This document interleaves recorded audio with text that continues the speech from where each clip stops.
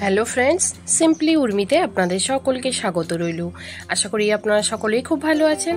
আজ আমি হাজির হয়েছি একদম গ্রীষ্মকালের একটা রুই মাছের ঝোল রেসিপি নিয়ে। পাঁচফোড়ন দিয়ে সবজি দিয়ে ঝোল, পাতলা ঝোল। তো চলুন আমি কিভাবে বানিয়েছি সেটি দেখে নেওয়া যাক। তো দেখুন, বেশি কিছু নিইনি। একটা আলু, দুটো তরি, মানে ঝিঙের মতোই, ঝিঙে নয় কিন্তু তরি, আর 3টে পটল নিয়েছি। আর এদিকে রুই মাছ 5 পিস নিয়েছি। লবণ হলুদ আমার মাখানো ছিল আগে থেকে। আর এদিকে দেখুন কেটে নিয়েছি লম্বা লম্বা করে পটল, আলু এবং তরিটা। এবার গ্যাসটা অন করে আমি কড়াই বসিয়ে দিচ্ছি। কড়াইয়ে আমি সর্ষের তেল দেব। যেহেতু মাছ রান্না করছি পুরোটাই সর্ষের তেলেই করব। সর্ষের তেলে মাছ রান্না সব সময়ের জন্য ভালো হয়। তো মাছ তো সবাই ভাজতে জানেন। তো এইভাবেই তেলটা খুব গরম করে মাছটা দিলে আর কড়াই তেল লেগে যায় না। তো তেল আমার খুব গরম হয়ে যাওয়ার পরই মাছগুলো ছেড়ে দিলাম। এইভাবে এপিট ওপিট করে আমি মাছগুলো ভেজে তুলে নেব। খুব কড়া করে মাছ আমি ভাজি না, কারণ খুব কড়া করে ভাজলে আমার মনে হয় মাছটা খেতে খুব একটা ভালো হয় না, আর সবজির সাথে মেশে না। শুধু খাওয়ার জন্য ঠিক আছে কড়া করে মাছ ভাজা, কিন্তু সবজি দিয়ে রান্নার জন্য একটু কম ভাজাই ভালো। আপনাদের যদি মনে হয় একটু বেশি ভাজবেন তো ভেজে নিতে পারেন।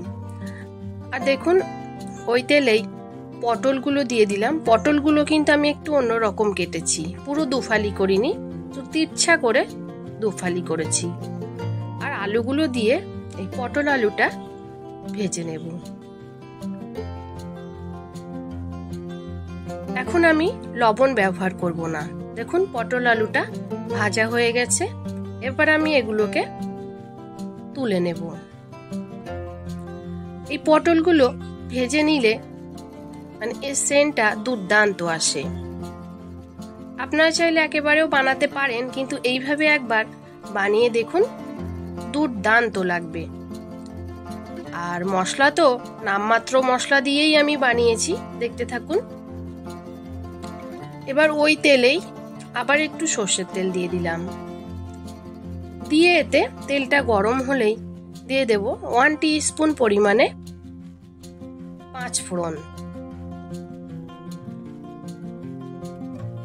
তারপরে দিয়ে দেব, পাঁচফোড়নটা একটু ফুটতে শুরু করলে 1 টিস্পুন পরিমাণে আদা বাটা।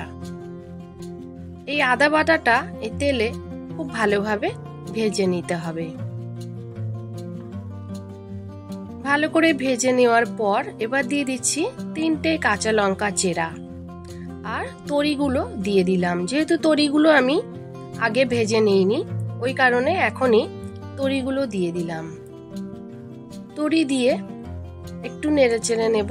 তারপরে কিছু গুঁড়ো মশলা অ্যাড করছি। জিরে গুঁড়ো 1 টিস্পুন, ধনে গুঁড়ো 1 টিস্পুন, লঙ্কা গুঁড়ো 1/2 টিস্পুন, যেহেতু কাঁচা লঙ্কা দিয়েছি। দিয়ে একটু ভালো করে আবারও এই মশলার সাথে কষিয়ে নেব। এবার দিয়ে দিচ্ছি হলুদ গুঁড়ো, আর সামান্য একটু জল দিচ্ছি যাতে মশলাটা ভালোভাবে কষানো যায়। যেহেতু গুঁড়ো মশলা, বাটা মশলাও আপনারা ব্যবহার করতে পারেন।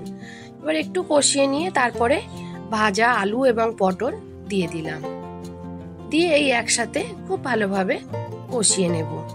এবার লবণ আমি কিন্তু এখনো দিইনি, এবার দিয়ে দিচ্ছি সব একসাথেই। লবণটা পরিমাণটা বুঝতে সুবিধা হবে, ওই কারণেই আমি এখনই দিলাম। দিয়ে খুব ভালোভাবে মিশিয়ে নেব। দেখুন তেল ছাড়া ভাব চলে এসছে। যখনই তেল ছেড়ে দেবে সবজি মশলার গা থেকে, তার মানে কষানোটা বেশ ভালো হয়েছে। এবার নেড়ে চেড়ে নিয়ে দিয়ে দিচ্ছি আমি গরম জল। সামান্য একটু গরম জল দিলাম। দিয়ে নেড়ে নিয়ে আমি এটাকে ঢাকনা বন্ধ করে মিডিয়াম ফ্লেমে মিনিট 5 রেখে দেব, যাতে সবজিগুলো নরম হয়ে যায়। মিনিট 5 পর আমি খুলে দেখছি সিদ্ধ প্রায় হয়ে গেছে, আর জলটাও প্রায় শুকিয়ে এসছে। এবার অল্প জল দিলেই হয়ে যাবে, খুব বেশি ঝোল আমাকে ব্যবহার করতে হবে না। তো পরিমাণ মতো জল আপনারা দেবেন, যে যেমন ঝোল খেতে পছন্দ করেন। আমি 2 কাপ পরিমাণে জল দিয়েছি, দিয়ে ঢাকনা বন্ধ করে দিয়েছি, দিয়ে ফোটার জন্য অপেক্ষা করলাম। এবার ফুটে গেছে, এবার দিয়ে দেব ভেজে রাখা মাছগুলো।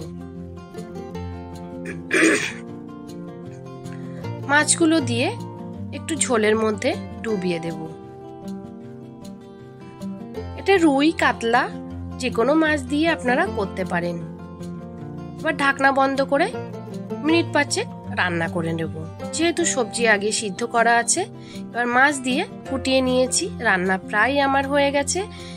এবার একটু লবণ টেস্ট করে দেখব, আর গলেছে কিনা সবজিগুলো সেগুলো চেক করে নেব। আর এই মাছের ঝোল খেতে অসাধারণ লাগে গরম ভাতে, আর এই গরমকালে একেবারেই উপাদেয়। আশা করি আপনাদের রেসিপিটি খুব ভালো লাগবে, এইভাবে একবার বানিয়েই দেখুন। তো যদি ভালো লাগে তাহলে অবশ্যই লাইক, শেয়ার, কমেন্ট করতে ভুলবেন না। নতুন বন্ধুদের কাছে রিকোয়েস্ট রইল চ্যানেলটি সাবস্ক্রাইব করে দেওয়ার জন্য, আর পাশে থাকা বেল আইকনটিও প্রেস করে দেবেন, যাতে আমি ভিডিও ছাড়লেই নোটিফিকেশন সবার আগে আপনার কাছে পৌঁছে যায়, আর আপনি আপনার সময় মতো দেখে নিতে পারেন। আজ আসি, সবাই ভালো এবং সুস্থ থাকবেন। আবার দেখা হবে অন্য কোনো রেসিপির সাথে। অবশ্যই এইভাবে একবার বানিয়ে দেখুন। গরম ভাত নিমেষেই শেষ হয়ে যাবে, সবজিও খাওয়া হলো আর হালকা পাতলা ঝোলও খাওয়া হলো। দেখুন কত সুন্দর কালারটা এসছে। একটু ক্লোজ আপে করে আপনাদেরকে দেখিয়ে দিলাম। একদম সবজি গলে গেছে, দুর্দান্ত হয়েছে। তো ধন্যবাদ রইল সবাইকে।